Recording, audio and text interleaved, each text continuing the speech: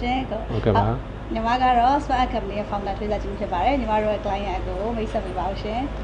်ကျွန်တော်ကဦးမင်းစောပါဟုတ်ကဲ့ပါကိုတွေ့ရဝန်တာပါတယ်အခုဒီ Smart Construction ကိုလာပြီးတော့စုံစမ်းဖြစ်တဲ့အကြောင်းလေးညီမတို့တော့ပြောပြပြပါပါပြီအဲ့ဒါလေးကိုအခုရဲ့ပါဇက်ကနေပြီးတော့ပေါ့နော်ဒီနေ့ခန်းစားဖြစ်ပျက်ခဲ့ပုံလေးပေါ့ပြိသက်တွေသိအောင်လို့နည်းနည်းလေးထပ်ပြောပြခဲ့ပါဦးရှင်ဒီကတော့အိမ်ဆောင်တုံးမယ်ဆိုတော့တော်တော်များများခေါင်းကိုက်တာပေါ့နော်စဉ်းစားရင်းနဲ့ချိန်ရနည်းနည်းလေးယူလိုက်ရင်းနဲ့ခေါင်းတွေကကိုက်လာတော့တိတ်ပြီးတော့အဖြေမထွက်ဘူးမထွက်တော့ရုပ်တရက်အဲ့မှာအပြင်မှာတွေ့ရင်းနဲ့ Smart App ဆိုတဲ့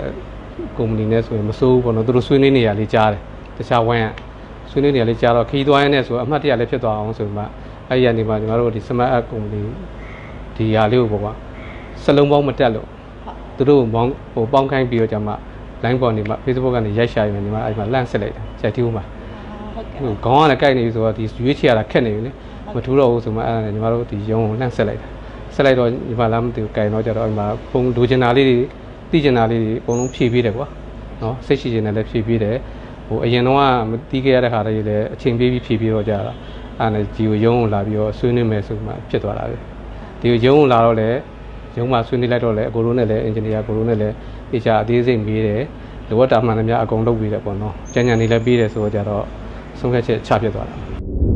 အခုရုံးလာပြီးတော့ဆွေးနွေးတဲ့အချိန်မှာပေါ့နော်အခုရဲ့အတွေ့အကြုံလေးလည်းပြောပြပေးပါဦးနောက်ပြီးတော့အခုကအခုဆိုစောင့်နေတဲ့လူတယောက်ဖြစ်သွားပြီဆိုတော့မစောက်ကသေးဘူးစောက်ဖို့စိတ်ကူးရှိနေတဲ့လူတွေပေါ့နော်ဘယ်လိုလုပ်ရမလဲဆိုတာလေ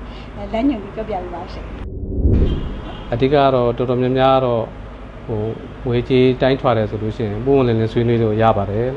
အကုန်လုံးဒီမှာကိုဖြစ်ချင်တဲ့ပုံစံတိုင်းအသေးစိတ်ဘယ်ဟာကဘယ်လောက်နဲ့ကုန်ကြလို့လူပုံစံမျိုးနဲ့သွားကြတယ်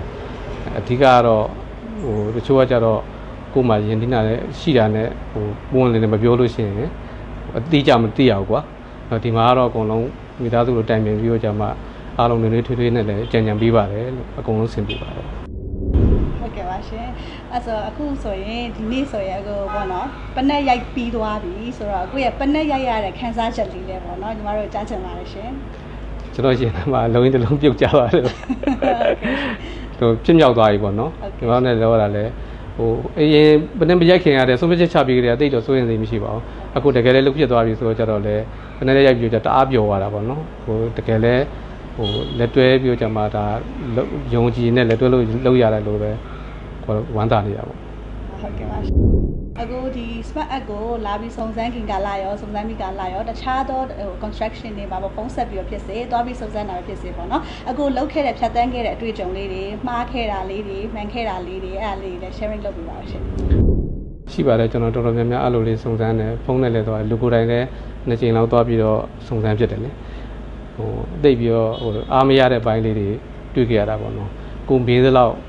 တချို့ကြတော့မဖြေချင်ကြဘူးကိုရီးယားတကယ်စောင့်မှလားမစောင့်ဘူးလားသူတို့ကသိမယုံကြတဲ့ဘိုင်းလည်းပါတာပေါ့နော်တကယ်ကိုသူတို့က drawing ဆွဲပြီးမှပဲဖြေချင်ကြတဲ့သူတွေလည်းပါတယ်ကျွန်တော်ဒီမှာကျတော့ drawing လည်းမဆွဲဘူးဘာမှလည်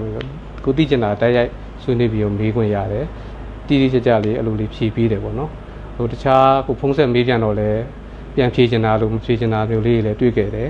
အားအောင်နေနောက်ခဲ့ရတယ်ပေါ့နော်ညီမတို့ဒီမှာကျတော့အကုန်လုံးကိုအဆင်ပြေသွားတယ်ပေါ့နော်အဲ့ဒါလေးတော့နောက်ဆောင်မဲ့သူတွေပြောပြချင်ပါတယ်ဟုတ်ကဲ့ပါရှင်အဲ့ဆိုရင် Smart App Construction ကိုယုံကြည်ပြီးတော့လာရောက်အနှံပေးခဲ့တဲ့အတွက်ညီမတို့ Smart App Construction ကျေးဇူးအများကြီးတင်ပါတယ်ရှင်ဟုတ်ကဲ့ပါကျွန်တော်တို့ဒီ Smart App ကလည်းအခုရဲ့အိမ်လေးကိုအမြန်ဆုံးနဲ့လှပဆုံးဖြစ်အောင်စောင့်ပေးပါမယ်လို့လည်းညီမဒီဗီဒီယိုကနေတစ်စိတ်ကလေးပေးပါတယ်ရှင်ဟုတ်ကဲ့ပါကျွန်တော်လည်းယုံကြည်ပါတယ်ဟုတ်ကဲ့ပါရှင်ဒီ Smart App ကိုနောက်ဆုံးအနေနဲ့လက်ဆောင်စကားလေးရောနှစ်တကူလက်ဆောင်စကားလေးရောပြောခဲ့ပါဦးရှင်ဒီကတော့ကျွန်တော်ပြောလို့ပေါ့အာယုံစားနေတဲ့သူတွေအတွက်အိမ်ဆောက်ဖို့အာရုံစားနေတဲ့သူတွေဒီကိုလာခဲ့ပါလို့ဟုတ်ကဲ့ပါရှင်နှစ်တကူလက်ဆောင်စကားတော့အရင်ကလာပါဟုတ်ကဲ့ပါအခုလိုညီမနဲ့အကိုနဲ့ပြောပြနေတာတွေအခုရဲ့ဖြစ်ပုံတွေကို sharing လုပ်ပေးတာလေဟာဒီမိခွန်းတွေအတိုင်းမထားခြင်းရှိလားမရှိဘူးလားဆိုတော့အကိုကမရှိပါဘူးအခုပါကိုသိတာအခုမှကိုသိရရောက်လာမှသိတာဟုတ်ကဲ့ပါရှင်ဒါတချို့ကြတော့ပေါ့နော်အရင်ကောင်းနေလို့ရှိရင်တိုင်ပင်ထားရလားဖြစ်မှာဆိုလေဟုတ်ကဲ့ပါရှင်အခုလိုဒီစိတ်ရှိရှိနဲ့ဖြေချပေးတဲ့အကိုလည်းကျေးဇူးအများကြီးတင်ပါတယ်ရှင်ဟုတ်ကဲ့ပါကျေးဇူး